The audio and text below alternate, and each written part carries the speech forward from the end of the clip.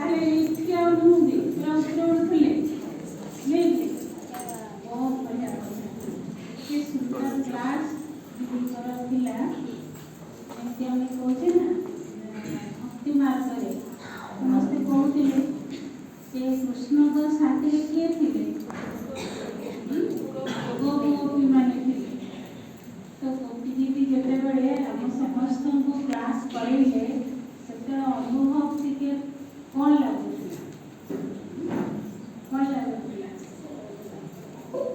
ଟିକେ କହିଲେ ଶୁଣିବା କ'ଣ ଅନୁଭବ କରୁଥିଲା? ଗୋପୀ ବଲ୍ଲଭ के साथ ଯେମିତିକା ଗୋପୀ ମାନେ ସାଥିରେ ଅଛି।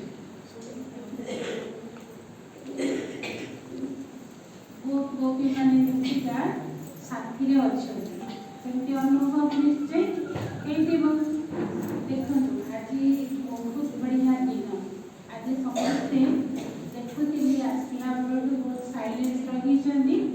ଆଉ ସାଇଲେନ୍ସ ରହିକିରି ମୌନ ଘଟି ଆଜି ତ ବିଶେଷ ମୌନ ଘଟି ତା ସାଙ୍ଗରେ ତ୍ୟାଗ ତପସ୍ୟାର ଘଟି ଯାହାକୁ କହୁଛେ ଆମେ ଏମିତି ସାଧାରଣ ରୂପରେ ଭର୍ତ୍ତି କରୁଥିଲେ କିନ୍ତୁ ଆଜି ସ୍ପେଶିଆଲ ଭର୍ତ୍ତି।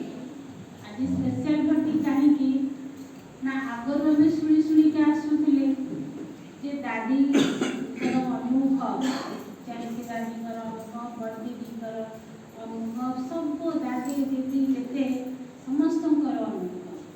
ତ ସେ ଅନୁଭବ ଭିତରେ ମୁଁ ବି କେତେଟା ଏଥିରେ ପଢ଼ିଛି ଗୋପୀ ଦିଦିଙ୍କର ଅନୁଭବ, ଅନୋଖା ଅନୁଭବ। କାହିଁକି ନା ଦାଦୀଙ୍କ ସାଥିରେ ସବୁବେଳେ। ତ ଯେତେବେଳେ ବ୍ରହ୍ମା ବାବାଙ୍କର ପାଳନା ଦିଦି ଦାଦୀ ସମସ୍ତେ ପାଉଛନ୍ତି ତ ତାଙ୍କର ଦିଦି ଦାଦୀଙ୍କର ପାଳନା ଯେତେବେଳେ ଆମେ ପାଉଛେ ତାହେଲେ କେତେ ଅନୁଭବର ଭରପୁର ହେଇଯାଉଛି। ତ ସେହିପରି ଅନୁଭବୀ ମୂରତ ଆମର ଗୋପୀ ଦିଦି ଆଉ ସଚ୍ଚି ଗୋପିକା। ତା ସଙ୍ଗେ ସଙ୍ଗେ ଅନୁଭବରେ ଆମକୁ ପୁରା ସାଗର ଭିତରକୁ ନେଇଗଲେ। ଯେତିକି ବି କ୍ଲାସ୍ କରେଇଲେ ଅନୁଭବର ସାଗର ଭିତରକୁ ନେଇଗଲେ। ତ ସେ ସାଗର ଭିତରେ କ'ଣ ଅନୁଭବ କଲେ ଆପଣମାନେ? ସାଗର ଭିତରେ କ'ଣ ଅନୁଭବ ହୁଏ? ମା ମାନେ କହିଲେ କୁହନ୍ତୁ। ହୀରା ମୋତି ମାଣିକ ପାଇଲେ ନା ନାହିଁ? ମିଳିଲା? ରଖିଲେ କୋଉଠି? ଭଉଣୀ ମାନେ କୁହନ୍ତୁ କୋଉଠି ରଖିଲେ? ହୀରା ମୋତି ମାଣିକ ବହୁତ ଦାମିକିଆ ଜିନିଷ। ତ କୋଉଠି ରଖିବା? ଆଣିଛନ୍ତି ବ୍ୟାଗ? କିଏ କିଏ ଆଣିଛନ୍ତି? ହାତ ଉଠେଇଲେ। ଦେଖନ୍ତୁ କ'ଣ ଉଠେଇଲେ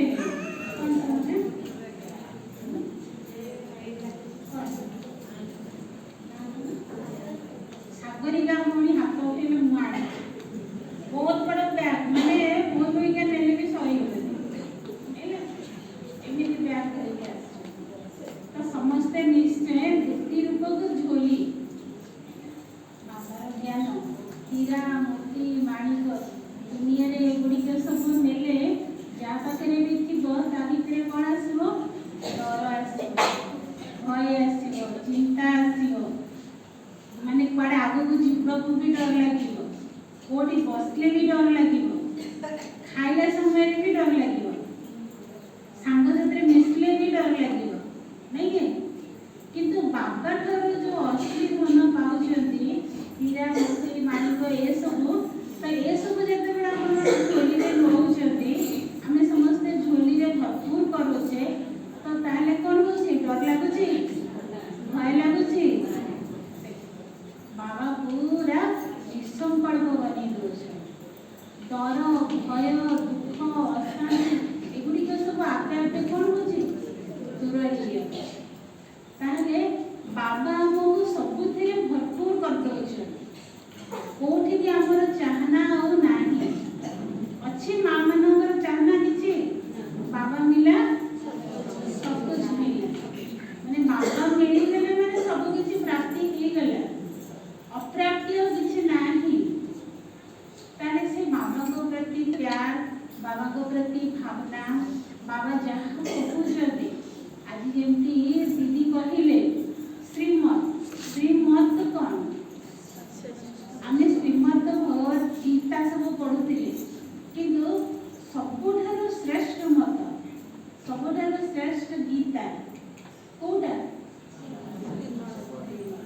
ବାବାର ଶ୍ରୀମତ ତ ସେଇ ଆଧାରରେ ଆମର ଜୀବନକୁ ଆମେ ତିଆରି କଲେ ଦୁନିଆରେ ବହୁତ ମତ ଯେତେବେଳେ ଆମେ ଜ୍ଞାନକୁ ଆସିନଥିଲେ ତ ଲୌକିକରେ ଥିଲେ ସେତେବେଳେ ସମସ୍ତଙ୍କର ମତ ଘରେ କେତେ ପ୍ରକାରର ମତ ନିଜ ନିଜ ପରିବାରରେ କେତେ ପ୍ରକାରର ମତ ବାପା କହିବେ ଗୋଟେ ମତ ମା ବି କହିବେ ଭାଇମାନେ କହିବେ ଭଉଣୀମାନେ କହିବେ ସେ ଭିତରେ 10 ଜଣ ଯଦି ଥିବେ 10ଟା ମତ ତାହେଲେ ଦୁନିଆ ସାରାରେ ବହୁତ ସାରା ମତ ତ ସେଇ ମତ ଗୁଡ଼ିକରେ ଚାଲିକିରି ଆଜି ଆମ ଅବସ୍ଥା କ'ଣ ହେଇଛି ଦୁଃଖ ଭୟ ଚିନ୍ତା ସବୁ ପୁରା ଗ୍ରାସ କରିଦେଇଛି ଯେଉଁଥିରେ ଆମକୁ ଖାଇଲା ବେଳେ ବି ଭୟ ଆସୁଛି ଚାଲିଲା ବେଳେ ବି ଭୟ ଆସୁଛି ଦୁଃଖ ଆସୁଛି ଅଶାନ୍ତି ଆସୁଛି ଚିନ୍ତା ଆସୁଛି କିନ୍ତୁ ବାବାର ଯେତେବେଳେ ମତରେ ଆମେ ଚାଲୁଛେ ଅଲୌକିକ ଜୀବନ ବ୍ରାହ୍ମଣ ଜୀବନରେ ଯେତେବେଳେ ଆମେ ବାବାର ଶ୍ରୀମତ ଉପରେ ଚାଲୁଛେ ତ ସେତେବେଳେ ମାନେ ଆମ ଭିତରେ ଡର ଭୟ ଏଗୁଡ଼ିକ ଆସୁଛି ଆସୁଛି କାହିଁକି ନା ମୁଁ ଯେଉଁଥିରେ ଚାଲିଛି ମୁଁ ଯେଉଁ ମତରେ ନିଜକୁ ସଜେଇଛି ବା ନିଜକୁ ଯେଉଁ ପ୍ରକାର ମତରେ ବାବାର ମତରେ ଶ୍ରୀମତରେ ମୁଁ ରଖିଛି ତାହେଲେ ମତ ଯେଉଁ ଶ୍ରେଷ୍ଠ ମତ ସେ ମୋତେ ଶ୍ରେଷ୍ଠ ବନଉଛି ସେ ହେଉଛି ସତ୍ୟ ମତ ଯାହାକୁ ଶ୍ରୀମତ ବୋଲି କୁହାଯାଉଛି ସେ ସତ୍ୟ ଉପରେ ମୁଁ ଚାଲୁଛି ସତ୍ୟତା ଉପରେ ଯେଉଁମାନେ ଚାଲନ୍ତି ତାଙ୍କୁ ଡର ଭୟ ଚିନ୍ତା ଏଗୁଡ଼ିକ କିଛି ବି ନଥାଏ ତେଣୁ ବାବା ଯେଉଁଟା ଆମକୁ ସତ୍ୟ ମତ ଦେଇଦେଉଛନ୍ତି ବା ଶ୍ରୀମତ ଦେଉଛନ୍ତି ସେ ଶ୍ରୀମତ ଆଧାରରେ ଆମର ପ୍ରତ୍ୟେକଙ୍କର ଜୀବନ ତିଆରି ହେଉଛି ତେଣୁ ବାବା ଯେଉଁ କହିଲେ ଅମୃତ ବେଳାରେ ଯେତେବେଳେ ବାବାଙ୍କୁ ଆମେ ୟାଦ କରୁଛେ ମନେ ପକାଉଛେ ସମସ୍ତେ ଅମୃତ ବେଳା ନିଶ୍ଚୟ କରୁଛନ୍ତି କାହିଁକିନା ଜାନୁଆରୀ ମାସ ଫାଷ୍ଟରୁ ହିଁ ଆରମ୍ଭ ହେଇଯାଉଛି ତପସ୍ୟା ଆରମ୍ଭ ଯେଉଁ ତପସ୍ୟା ଦ୍ୱାରା ବ୍ରହ୍ମା ବାବା ସମ୍ପୂର୍ଣ୍ଣ ବନେଇଥିଲେ ନିରାକାରୀ ବନେଇଥିଲେ ନିର୍ବିକାରୀ ନିରଙ୍କାରୀ ତପସ୍ୟା ବଳରେ ବନେଇଥିଲେ ସେଇ ତପସ୍ୟା ବଳ ପ୍ରାପ୍ତି କରିବା ପାଇଁ ବା ସେଇ ତପସ୍ୟାରେ ରହିବା ପାଇଁ ଆମେ ଜାନୁଆରୀ ମାସ ଫାଷ୍ଟରୁ ଆରମ୍ଭ କରିଦେଇଛେ ଏମିତି 18 ତାରିଖ ପର୍ଯ୍ୟନ୍ତ ଜୋରସୋରରେ ସମସ୍ତଙ୍କର ତପସ୍ୟା ଚାଲିଲା ତାପରେ 19 ତାରିଖ ଯେତେବେଳେ ହେଇଯାଉଛି କ'ଣ ହଉଛି ଢିଲା ଢାଲା ଟିକେ ହେଇଯାଉଛି କାହିଁକି ଢିଲା ଢାଲା ହଉଛି ସେଥିରେ ନିଜର ମତ ଆମେ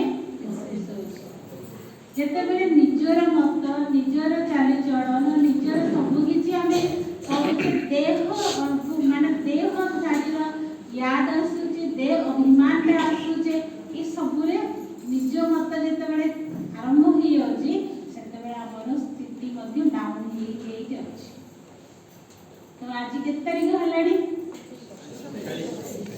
27 ତାହେଲେ ଭାବନ୍ତୁ ଆପଣମାନେ ତ 19 ତାରିଖରୁ ଆଜି ପର୍ଯ୍ୟନ୍ତ ଆମର ସେଇ ତପସ୍ୟାର ବଳ ଅଛି ତପସ୍ୟା କରୁଛେ ଯେତେବେଳେ ଆମେ ଫାଷ୍ଟରୁ ବାବାଙ୍କୁ ୟାଦ କରୁଥିଲେ ଅମୃତ ବେଳାରୁ ବାବା ସାଥିରେ ଆମେ କଥାବାର୍ତ୍ତା କରୁଥିଲେ ରୁହାନ କରୁଥିଲେ ବାବା ଯାହା କହୁଥିଲେ ତାକୁ ନିଜ ଭିତରେ ଧାରଣା ମଧ୍ୟ କରୁଥିଲେ ତା ସାଙ୍ଗରେ ନିଜର ଚାର୍ଟକୁ ମଧ୍ୟ ଠିକ୍ ରଖୁଥିଲେ ନିଜର ଚାଲିଚଳନ ବ୍ୟବହାରକୁ ମଧ୍ୟ ଠିକ୍ ରଖୁଥିଲେ ନିଜର ଭାବନାକୁ ମଧ୍ୟ ଠିକ୍ ରଖୁଥିଲେ ନିଜର କାର୍ଯ୍ୟକୁ ମଧ୍ୟ ଠିକ୍ ରଖୁଥିଲେ ସେଥିରେ ଆଜି ଦେଖନ୍ତୁ ହେଲାଣି 27 ତାରିଖ 19 ତାରିଖରୁ 27 ତାରିଖ ପର୍ଯ୍ୟନ୍ତ ଆମେ କ'ଣ କରିଛେ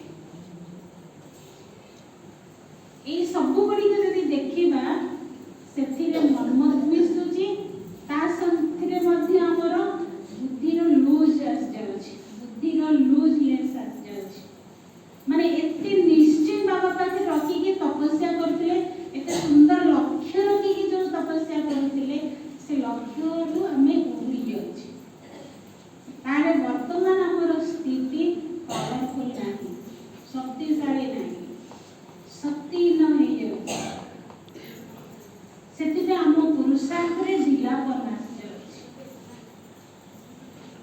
बाबा से कहते निजको निजे चेक कर निजको निजे चेक करने साथरे साथरे परिवर्तन कर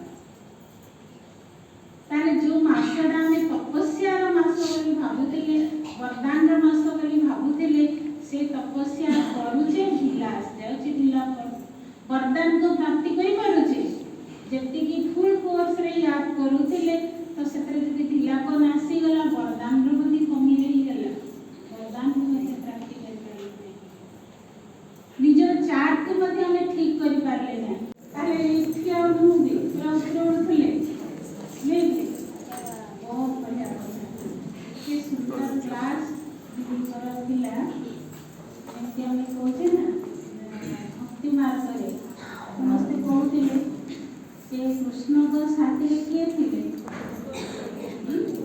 गोपी माने थे तो गोपी जी भी जते बड़े हम समस्त को क्लास करेंगे सेते अनुभव के कौन लागुଥିଲା कौन लागुଥିଲା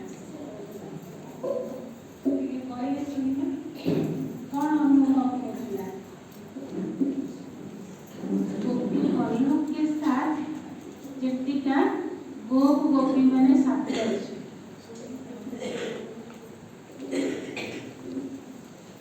गोपी माने जतिका साथी रे अछि सेमती अनुभव निश्चय हेतिबो देखो आज बहुत बढ़िया दिन आज समस्ते देखुथिली आसला बेलू बहुत साइलेंस रही चंदी आ साइलेंस रही कि मन पटी आज तो विशेष मन पटी आसारे त्याग तपस्या प्रति जाको कहूचे आमे एमिति साधारण रूप रे भक्ति करूथिले किंतु आज स्पेशल भक्ति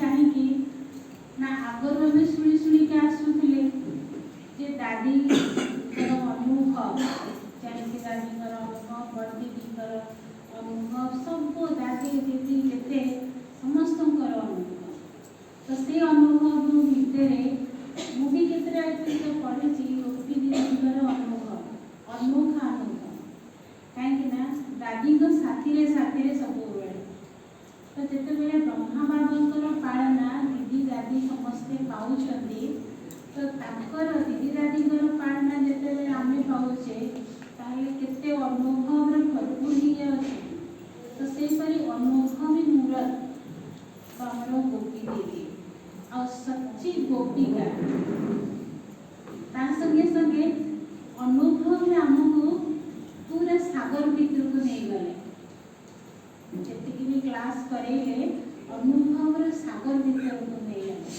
तो से सागर भीतर कौन अनुभव कले आपण माने सागर भीतर कौन अनुभव है मां माने कहले बोलो हीरा मोती माणिक पाइले ना नहीं मिलला रखले कोठी मोड़ी माने कोन कोठी रखले हीरा मोती माणिक बहुत दामी के जिनिस तो कोठी रखिबा आनी चंदी बैग के आनी चंदी हाथ उठेले देखो कोन उठेले कोन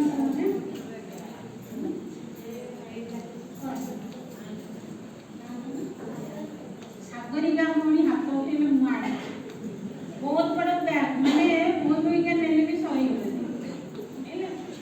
एमिति बैग करके तो समझते निश्चय वृत्ति रूप को झोली बाबार ज्ञान हीरा मोती माणिक दुनिया रे गुडी के सब नेले जा पाखरे भी थिबो ता भितरे कोन आसीबो डर आसीबो भय आसीबो चिंता आसीबो माने कुआडे आगु को जीवको भी डर लागिबो कोठी बसले भी डर लागिबो खाइला समय भी डर लागिबो सांग साथे मिसले भी डर लागिबो नहीं के किंतु बाबा ठरो जो असली धन पाउछंती हीरा मोती माणिक ए सब तो ए सब जते बडा अपन झोली रे रहउछंती हमें समझते झोली रे भरपूर करूछे तो ताले कोन होछि डर लागुछि भय लागुछि बाबा पूरा ବିସଙ୍କଳ୍ପ ବନେଇ ଦେଉଛନ୍ତି।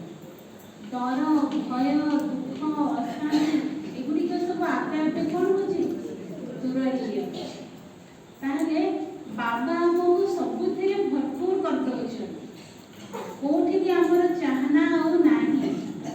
ଅଛି ମା ମାନଙ୍କର ଚାହନା କିଛି? ବାବା ମିଲା ସବୁ କିଛି ମିଳିଲା, ମାନେ ବାବା ମିଳିଗଲେ ମାନେ ସବୁ କିଛି ପ୍ରାପ୍ତି ହେଇଗଲା, ଅପ୍ରାପ୍ତି ଆଉ କିଛି ନାହିଁ। ତାହେଲେ ସେ ବାବାଙ୍କ ପ୍ରତି ପ୍ୟାର, ବାବାଙ୍କ ପ୍ରତି ଭାବନା, ବାବା ଯାହା କହୁଛନ୍ତି, ଆଜି ଯେମିତି ଦିଦି କହିଲେ ଶ୍ରୀମତ କ'ଣ? ଆମେ ଶ୍ରୀମତ ଭଗବତ ଗୀତା ସବୁ ପଢୁଥିଲେ, କିନ୍ତୁ ସବୁଠାରୁ ଶ୍ରେଷ୍ଠ ମତ, ସବୁଠାରୁ ଶ୍ରେଷ୍ଠ ଗୀତା କୋଉଟା? ବାବାର ଶ୍ରୀମତ। ତ ସେଇ ଆଧାରରେ ଆମର ଜୀବନକୁ ଆମେ ତିଆରି କଲେ। ଦୁନିଆରେ ବହୁତ ମତ, ଯେତେବେଳେ ଆମେ ଜ୍ଞାନକୁ ଆସିନଥିଲେ ତ ଲୌକିକରେ ଥିଲେ, ସେତେବେଳେ ସମସ୍ତଙ୍କର ମତ, ଘରେ କେତେ ପ୍ରକାରର ମତ, ନିଜ ନିଜ ପରିବାରରେ କେତେ ପ୍ରକାରର ମତ। ବାପା କହିବେ ଗୋଟେ ମତ, ମା ବି କହିବେ, ଭାଇମାନେ କହିବେ, ଭଉଣୀମାନେ କହିବେ, ସେ ଭିତରେ 10 ଜଣ ଯଦି ଥିବେ 10ଟା ମତ। ତାହେଲେ ଦୁନିଆ ସାରାରେ ବହୁତ ସାରା ମତ। ତ ସେଇ ମତ ଗୁଡ଼ିକରେ ଚାଲିକିରି ଆପଣଙ୍କ ଅବସ୍ଥା କ'ଣ ହେଇଛି? ଦୁଃଖ, ଭୟ, ଚିନ୍ତା ସବୁ ପୁରା ଗ୍ରାସ କରିଦେଇଛି। ଯୋଉଥିରେ ଆମକୁ ଖାଇଲା ବେଳେ ବି ଭୟ ଆସୁଛି, ଚାଲିଲା ବେଳେ ବି ଭୟ ଆସୁଛି, ଦୁଃଖ ଆସୁଛି, ଅଶାନ୍ତି ଆସୁଛି, ଚିନ୍ତା ଆସୁଛି। କିନ୍ତୁ ବାବାର ଯେତେବେଳେ ମତରେ ଆମେ ଚାଲୁଛେ, ଅଲୌକିକ ଜୀବନ, ବ୍ରାହ୍ମଣ ଜୀବନରେ ଯେତେବେଳେ ଆମେ ବାବାର ଶ୍ରୀମତ ଉପରେ ଚାଲୁଛେ, ତ ସେତେବେଳେ ଆମ ଭିତରେ ଡର, ଭୟ ଏଗୁଡ଼ିକ ଆସୁଛି? ଆସୁଛି? କାହିଁକି ନା ମୁଁ ଯୋଉଥିରେ ଚାଲିଛି, ମୁଁ ଯୋଉ ମତରେ ନିଜକୁ ସଜେଇଛି ବା ନିଜକୁ ଯୋଉ ପ୍ରକାର ମତରେ, ବାବାର ମତରେ, ଶ୍ରୀମତରେ ମୁଁ ରଖିଛି, ତାହେଲେ ମତ ଯୋଉ ଶ୍ରେଷ୍ଠ ମତ, ସେ ମତେ ଶ୍ରେଷ୍ଠ ବନଉଛି। ସେ ହଉଛି ସତ୍ୟ ମତ, ଯାହାକୁ ଶ୍ରୀମତ ବୋଲି କୁହାଯାଉଛି। ସେ ସତ୍ୟ ଉପରେ ମୁଁ ଚାଲୁଛି। ସତ୍ୟତା ଉପରେ ଯୋଉମାନେ ଚାଲନ୍ତି ତାଙ୍କୁ ଡର, ଭୟ, ଚିନ୍ତା କିଛି ବି ନଥାଏ। ତେଣୁ ବାବା ଯୋଉଟା ଆମକୁ ସତ୍ୟ ମତ ଦେଇ ଦେଉଛନ୍ତି ବା ଶ୍ରୀମତ ଦେଉଛନ୍ତି, ସେ ଶ୍ରୀମତ ଆଧାରରେ ଆମର ପ୍ରତ୍ୟେକଙ୍କର ଜୀବନ ତିଆରି ହେଉଛି। ତେଣୁ ବାବା ଯୋଉ କହିଲେ ଅମୃତ ବେଳା, ଅମୃତ ବେଳାରେ ଯେତେବେଳେ ବାବାଙ୍କୁ ଆମେ ୟାଦ କରୁଛେ, ମନେ ପକାଉଛେ, ସମସ୍ତେ ଅମୃତ ବେଳା ନିଶ୍ଚୟ କରୁଛନ୍ତି, କାହିଁକିନା ଜାନୁଆରୀ ମାସ ଫାଷ୍ଟରୁ ହିଁ ଆରମ୍ଭ ହେଇଯାଉଛି ତପସ୍ୟା ଆରମ୍ଭ। ଯୋଉ ତପସ୍ୟା ଦ୍ୱାରା ବ୍ରହ୍ମା ବାବା ସମ୍ପୂର୍ଣ୍ଣ ବନେଇଥିଲେ, ନିରାକାରୀ ବନେଇଥିଲେ, ନିର୍ବିକାରୀ, ନିରହଙ୍କାରୀ ତପସ୍ୟା ବଳରେ ବନେଇଥିଲେ। ସେଇ ତପସ୍ୟା ବଳ ପ୍ରାପ୍ତି କରିବା ପାଇଁ ବା ସେଇ ତପସ୍ୟାରେ ରହିବା ପାଇଁ ଆମେ ଜାନୁଆରୀ ମାସ ଫାଷ୍ଟରୁ ଆରମ୍ଭ କରିଦେଇଛେ। ଏମିତି 18 ତାରିଖ ପର୍ଯ୍ୟନ୍ତ ଜୋରସୋରରେ ସମସ୍ତଙ୍କର ତପସ୍ୟା ଚାଲିଲା। ତାପରେ 19 ତାରିଖ ଯେତେବେଳେ ହେଇଯାଉଛି, କ'ଣ ହଉଛି? ଢିଲା ଢାଲା ଟିକେ ହେଇଯାଉଛି। କାହିଁକି ଢିଲା ଢାଲା ହଉଛି? ସେଥିରେ ନିଜର ମତ ଆମେ ଯେତେବେଳେ ନିଜର ମତ, ନିଜର ଚାଲିଚଳନ, ନିଜର ସବୁକିଛି ଆମେ କରୁଛେ, ମାନେ ଦେହ ଧାରୀର ୟାଦ ଆସୁଛି, ଦେହ ଅଭିମାନଟା ଆସୁଛେ, ଏ ସବୁରେ ନିଜ ମତ ଯେତେବେଳେ ଆରମ୍ଭ ହେଇଯାଉଛି, ସେତେବେଳେ ଆମର ସ୍ଥିତି ମଧ୍ୟ ଡାଉନ ହେଇଯାଉଛି। ତ ଆଜି କେତେ ତାରିଖ ହେଲାଣି? 27। ତାହେଲେ ଭାବନ୍ତୁ ଆପଣମାନେ, ତ 19 ତାରିଖରୁ ଆଜି ପର୍ଯ୍ୟନ୍ତ ଆମର ସେଇ ତପସ୍ୟାର ବଳ ଅଛି? ତପସ୍ୟା କରୁଛେ?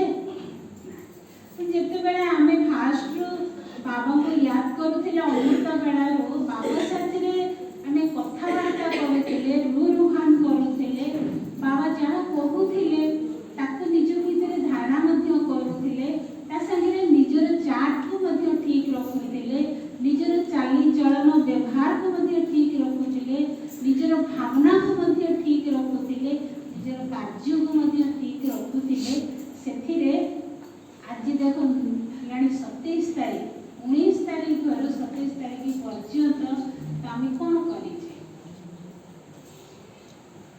ଏଇ ସବୁ ଗୁଡ଼ିକ ଯଦି ଦେଖିବା ସେଥିରେ ମର୍ମ ମିଶୁଛି ତା ସାଥିରେ ମଧ୍ୟ ଆମର ବୁଦ୍ଧିର ଲୁଜ୍ ଆସିଯାଉଛି ବୁଦ୍ଧିର ଲୁଜନେସ୍ ଆସିଯାଉଛି ମାନେ ଏତେ ନିଶ୍ଚୟ ବାବା ପାଖରେ ରଖିକି ତପସ୍ୟା କରୁଥିଲେ ଏତେ ସୁନ୍ଦର ଲକ୍ଷ୍ୟ ରଖିକି ଯେଉଁ ତପସ୍ୟା କରୁଥିଲେ ସେ ଲକ୍ଷ୍ୟରୁ ଆମେ ଉଡ଼ି ଯାଉଛେ ତାହେଲେ ବର୍ତ୍ତମାନ ଆମର ସ୍ଥିତି ପାୱାରଫୁଲ୍ ନାହିଁ ଶକ୍ତିଶାଳୀ ନାହିଁ ଶକ୍ତିହୀନ ହେଇଯାଉଛି ସେଥିପାଇଁ ଆମ ପୁରୁଷାର୍ଥରେ ଢିଲାପଣ ଆସିଯାଉଛି ବାବା ସେଥିପାଇଁ କୁହନ୍ତି ନିଜକୁ ନିଜେ ଚେକ୍ କର ଆଉ ନିଜକୁ ନିଜେ ଚେକ୍ କରିବା ସାଥିରେ ସାଥିରେ ପରିବର୍ତ୍ତନ କର ତାହେଲେ ଯେଉଁ ମାସଟା ଆମେ ତପସ୍ୟାର ମାସ ବୋଲି ଭାବୁଥିଲେ ବରଦାନର ମାସ ବୋଲି ଭାବୁଥିଲେ ସେ ତପସ୍ୟା କରୁଛେ ଢିଲା ଆସିଯାଉଛି ଢିଲାପଣ ବରଦାନକୁ ପ୍ରାପ୍ତି କରିପାରୁଛେ ଯେତିକି ଫୁଲ୍ କୋର୍ସରେ ୟାଦ କରୁଥିଲେ ତ ସେଥିରେ ଯଦି ଢିଲାପଣ ଆସିଗଲା ବରଦାନର ମଧ୍ୟ କମି ହେଇଗଲା ବରଦାନକୁ ମଧ୍ୟ ପ୍ରାପ୍ତି କରିପାରିଲେ ନାହିଁ ନିଜର ଚାର୍ଟକୁ ମଧ୍ୟ ଆମେ ଠିକ୍ କରିପାରିଲେ ନାହିଁ